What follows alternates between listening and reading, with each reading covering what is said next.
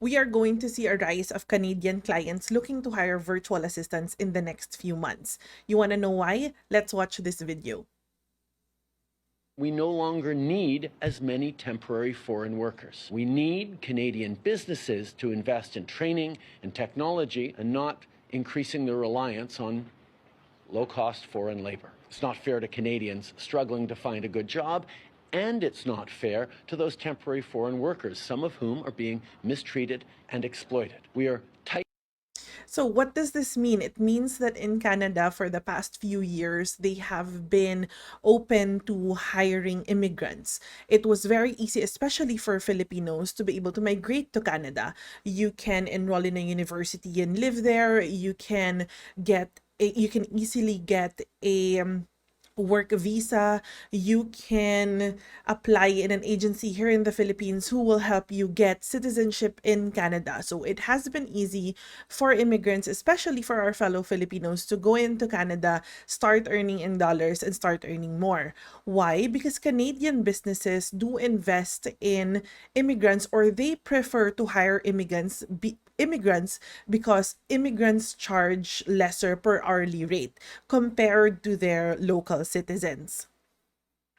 Now, what does it mean for virtual assistants, or why am I sharing this? That's because I feel like this is just me, my own opinion. I feel like for the next few months, since Canadian businesses would not have enough immigrants to hire, they will look at another ways to outsource. And what better way to outsource than to hire virtual assistants instead of hiring someone in person, instead of hiring a local citizen or a Canadian with really high per hourly rate. If the job does not require for that individual to be in the office, or if that job can also be fulfilled by someone working remotely, then they would definitely look into hiring virtual assistants. Let's watch more. Tightening the rules and restricting eligibility to reduce the number of low-wage temporary foreign workers in Canada, with exceptions in certain industries like healthcare, construction, and food security. So there he mentioned that they will tighten it, the hiring of immigrants, except for those industries, food security, construction, and medical field. So what do I forecast here? It feels like you can get clients within the medical field, like for example, dentists or any type of doctor who has a local clinic and is able to hire a virtual assistant that can do their admin tasks remotely, or that can do their admin work in the comforts of their home. So that's something that would definitely be beneficial for us virtual assistants. It's definitely going to be something that we can sell to these industries, that we can do for them as VAs. So take note that for the next few months, you might want to target and look for clients in Canada and not just look at the US. But in the next few months, I feel like once this is fully implemented, we can start looking for clients in Canada as well. Let's watch more on what he says about this, because it's really something big in Canada. I will have another video because our fellow Filipino talked about this as well. So to those who would complain about worker shortages, here's my message. There is no better time to hire and invest in Canadian workers. So they would really be pushing on, or pushing for hiring local or Canadian workers. That's what they want, because I think their unemployment is on the rise because businesses are hiring more immigrants compared to Canadians. That's why this is what they're doing right now. But yeah, let's try to understand more.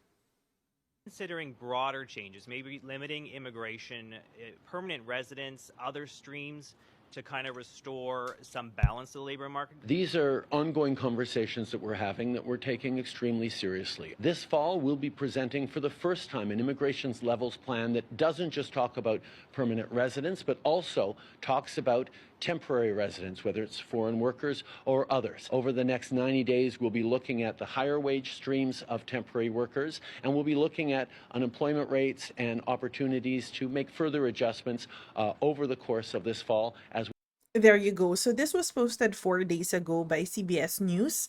That's where I got this video. And they said that in the next few days, they'll be making or implementing these changes.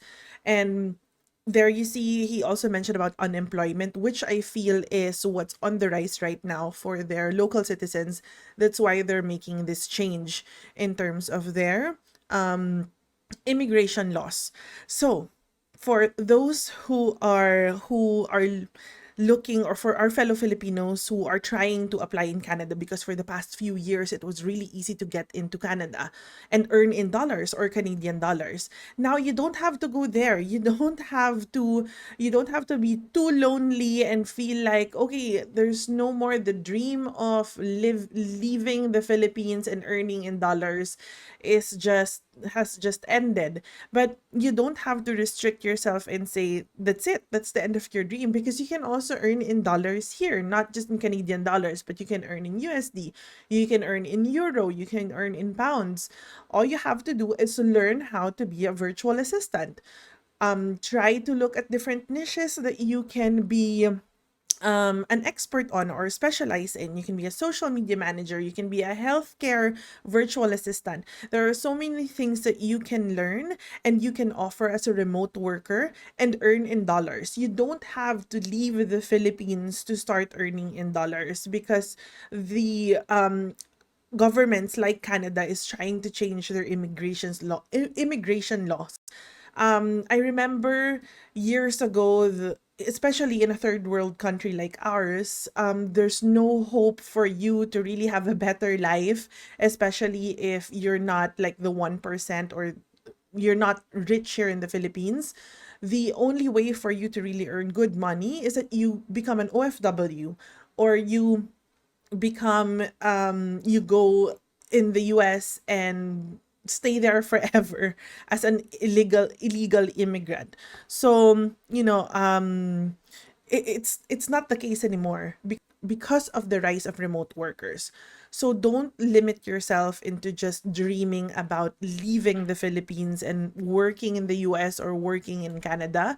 You can earn dollars right here. So all you have to do is to learn how to become a virtual assistant. Let's see and finish the video and try to see what we can get more from his message. we come forward with comprehensive level plans that'll respond to the reality that Canada is facing now and in years and decades to come. So yeah, so it looks like they're really facing what's this high unemployment, especially when it comes to their citizens. So if you want to learn how to become a virtual assistant, you can check out all of the videos that I have here. I have free tutorials on my YT channel. I have free community or learning community on how to become an executive virtual assistant. You can check out everything in the link in my bio. But if you don't have a budget, I have free content here on my channel, on my other social media platforms, especially on my YT channel, as well as the free learning center, wherein I have all of the playlists and the steps that you need to take, steps 1 to 8 that you need to take for you to become a virtual assistant or an executive virtual assistant. If you want to learn more about content like this, just hit the follow button or the subscribe button, and I'll see you on the next video.